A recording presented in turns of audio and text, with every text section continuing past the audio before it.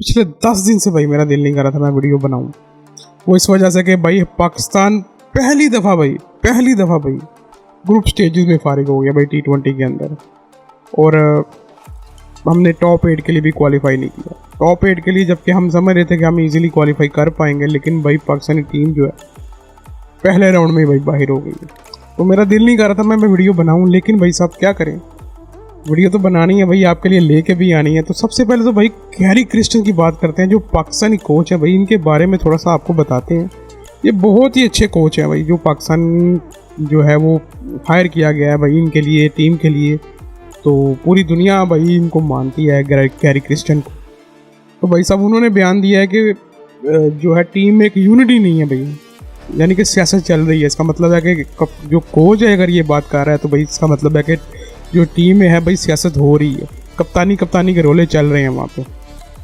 दूसरी बात, Gary Kristen कहता है भाई मैं जब बोलता हूँ कि आपने इधर ये शॉट खेलनी है, इधर ऐसे खेलना है, तो भाई कोई भी भाई उसकी बात नहीं मान रहा, कोई भी जो है उसकी बात पे उसको फॉलो नहीं कर रहा भाई, अपनी मर्जियाँ कर रहे हैं। इसका मतलब है टीम में जाते हैं, ग्राउंड में अपनी मर्जियाँ करते हैं और बाहर आ जाते हैं। ये भी इनको नहीं पता, ये गैरी क्रिस्टन कह रहा है कि कौन सी शॉट जो है ना वो कहाँ खेलनी है और किधर खेलनी है। तो जो मैचेस मैंने देखे हैं USA के साथ जो पहला मैच हुआ था, फिर इंडिया के साथ जो मैच हुआ, तो भाई मुझे टीम के अंदर एक जैसे जीत की एक भूख होती है ना, एक आपको भूख है भाई हमने जीतना है, वो भाई टीम में नज़र ही नहीं आ रही थी। ऐसे जैसे भाई मुंह उठा के आ गए हैं और मैच खेल रहे हैं, मतलब कि कोई कॉन्फिडेंस लेवल ही नहीं था प्लेयर्स के अंदर, कोई जीत की लगन नहीं थी। जैसे कोई शौक के वर्ल्ड कप है भाई, हमने एक शौक से खेलना है भाई और इसको जीतना है, वो टीम में ज़रा भी नहीं था। और मुझे भी यही लग रहा था कि यही मेन हमारी हार की मेन वजह। और भाई अब उड़ती उड़ती भाई खबरें जो आ रही हैं भाई, उड़ती उड़ती खबरें ये आ रही हैं कि बाबर आजम जो है वो टीम के कप्तान जो है वो नहीं है। तो या उन्होंने 1-2 सीरीज़ के लिए रेस्ट दिया है, या चेक करने के लिए कोई जो सीरीज़ नेक्स्ट हम खेलेंगे तो उसमें बाबर आजम जो है ना वो कंफर्म कैप्टन नहीं होंगे। और माइट भी ये भी हो सकता है वो टीम में शामिल भी ना हो। तो ये भी पॉसिबिलिटीज़ हो सकती हैं, कंफर्म नहीं है लेकिन पॉसिबिलिटीज़ हो सकती हैं। लेकिन कप्तान नहीं है वो सीरीज़ में, नेक्स्ट सीरीज़ में, ये बात थोड़ी कंफर्म है। तो नेक्स्ट कैप्टन कौन सा होगा? तो नेक्स्ट कैप्टन जो मेरी नज़र में है भाई अब मोहम्मद रिजवान को होना चाहिए, उसका बनता है भाई चांस मोहम्मद रिजवान का। लेकिन यहाँ तक खबरें ये भी है कि भाई मोहम्मद रिजवान को भी जो है ना वो ड्रॉप करने का भाई सोच रहे हैं। तो भाई टीम में जो है ना वो एक बड़ी सर्जरी होने जा रही है भाई, बहुत बड़ी सर्जरी जो है ना जो कही थी पाकिस्तान PCB ने तो भाई हम करेंगे। तो मेरे ख्याल से भाई जो अगर सर्जरी करनी भी है तो भाई जो एज अ कैप्टन चांस बनता है ना वो मोहम्मद रिजवान का बनता है। बाकी जो आपका मिडिल ऑर्डर है भाई वो तो बिल्कुल फारग है, उसको टोटली सारे को फारग करके भाई नए जो प्लेयर्स हैं भाई उनको चांस मिलना चाहिए। अगर हमने हारना ही है इन प्लेयर्स के साथ भी तो हम नए प्लेयर्स के साथ भाई क्यों ना हारें, ताकि हमें 1 साल लगेगा, 1.5 साल लगेगा तो फिर एक कोई टीम तो एटलीस्ट बनेगी ना। इन जो लोंडे लपाड़े जो मिडिल ऑर्डर में खेल रहे हैं भाई, इनसे एक मैच भी जो है ना वो प्रॉपर जो है ना बैटिंग नहीं की गई। आप स्कोर कार्ड भी इनके उठा के देख लें, सारी नखट्टू हैं सब, जो है वो जो स्कोर बनी है भाई वो टॉप ऑर्डर से बनी है, मिडिल ऑर्डर से भाई कोई नखट्टू ही नहीं ऊपर आया। तो मैंने एक चीज़ और भी आपसे बात करनी थी भाई, 2 प्लेयर जो इसमें शामिल किए गए थे इस कार्ड में, जो पिछले वर्ल्ड कप यानी कि 2022 में जो हुआ था उस पर बड़ी टैडा करते थे बाहर बैठ के जो मीडिया में भाई, बाबर ये है, बाबर ऐसा है, जिसमें जो है जी बाबर से कप्तानी ले लो, बाबर से बैटिंग नहीं होती, बाबर कप्तानी नहीं कर सकते। तो उनमें भाई 2 नाम थे भाई, एक तो आमिर था और एक जो थे वो इमाद वसीम। भाई दोनों ने बड़ी टैटा की है, बहुत ज़्यादा टैटा की, और दोनों मैच जो है ना वो हमें हरवा दिए हैं। मैं आपको बताता हूँ भाई लॉजिक के साथ कैसे मैच हरवाए हैं। आमिर ने नो डाउट जब हमारा USA के साथ मैच था तो बॉलिंग अच्छी की थी, नो डाउट बॉलिंग जो थी वो अच्छी थी, लेकिन जब सुपर ओवर दिया गया भाई वहाँ पे मैच भाई आगे लगा दिया इन्होंने। 18 स्कोर भाई, आप इतने एक्सपीरियंस बॉलर और इतनी अच्छी बॉलिंग भी कर रहे हो, उसके बावजूद भाई 18 रन आपने दे दिए हैं। मैं तो समझता हूँ भाई आप तो लीग बॉलर भी नहीं हो, तो आपको टीम का हिस्सा होना ही नहीं चाहिए था भाई। अगर आपने ऐसी बॉलिंग करनी सुपर ओवर में, आपने USA के साथ ही जो है मैच लगवा के हमें रख दिया। लें जी इमाद वसीम की अब हम बात करते हैं, जो कहते हैं जी मैं सबसे बेस्ट जो है वो ऑलराउंडर हूँ, मुझसे अच्छा ऑलराउंडर कोई है ही नहीं भाई। तो भाई जब आपको चांस मिला भाई इंडिया के ख़िलाफ़, चलो माना कि आप फास्ट बॉलर्स को नहीं खेल सकते, मान लिया भाई यहाँ पे आप कि भाई आप फास्ट बॉलर को नहीं फेस कर सकते। वहाँ गेंद जो थी कभी बैठ रही थी, कभी बाउंस ले रही थी। न्यूयॉर्क की विकेट भी ख़राब है, चलो मान लिया इस बात। भाई अक्षर पटेल आए थे, किसी ने इस बात पे गौर नहीं किया, ना मैंने सुना है किसी ने ये ऐसी कोई बात की है। अक्षर पटेल ने भाई खड़े खड़े उसको 4 बॉल्स कट्ठी की कट्ठी बीट कर दी।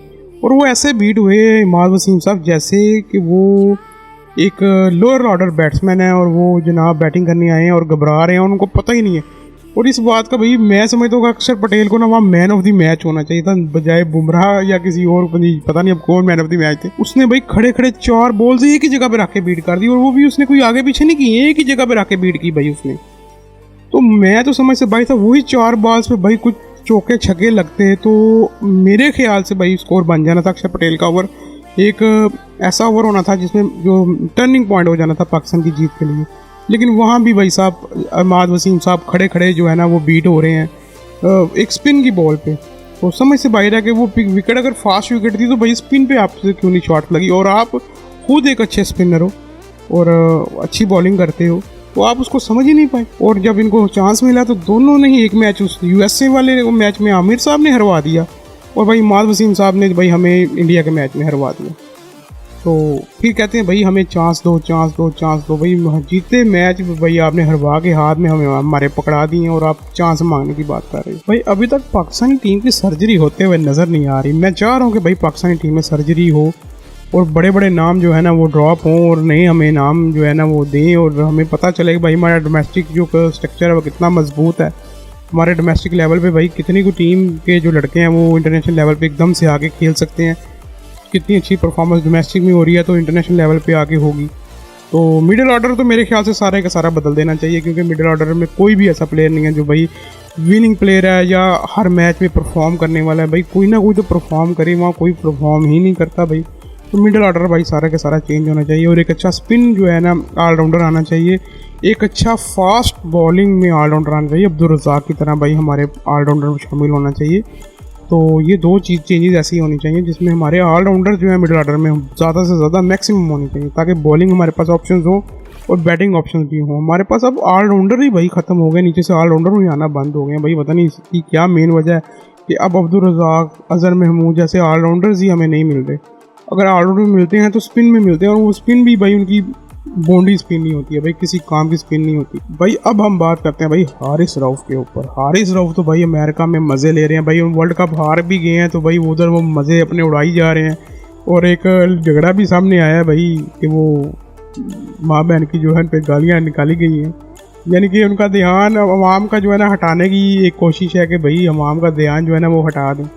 तो भाई पहले तो भाई बात यह है कि आपको सीधा सीधा पाकिस्तान सीधा आना चाहिए था, अपोलोजाइज़ करना चाहिए था पब्लिक में कि भाई हम जो है मैच हार गए हैं, हम पूरी कोशिश करेंगे नेक्स्ट टाइम ऐसा नहीं होगा। भाई आप अपने उधर से मैच आ रहे हो, उधर से जो है ना वो मज़े लेने जनाब घूम फिर रहे हो, तो ऐसा होना नहीं चाहिए। यानी कि आप सीरियस नहीं हो भाई अपनी जो करियर के साथ है। तो इसका मतलब यही है कि भाई आपको पता है कि पाकिस्तान टीम में नहीं खेलेंगे तो भाई हम लीग में खेल लेंगे, पैसे तो हमने कमा लेने हैं, हमारा ना ही चांस मिलता तो ना मिले।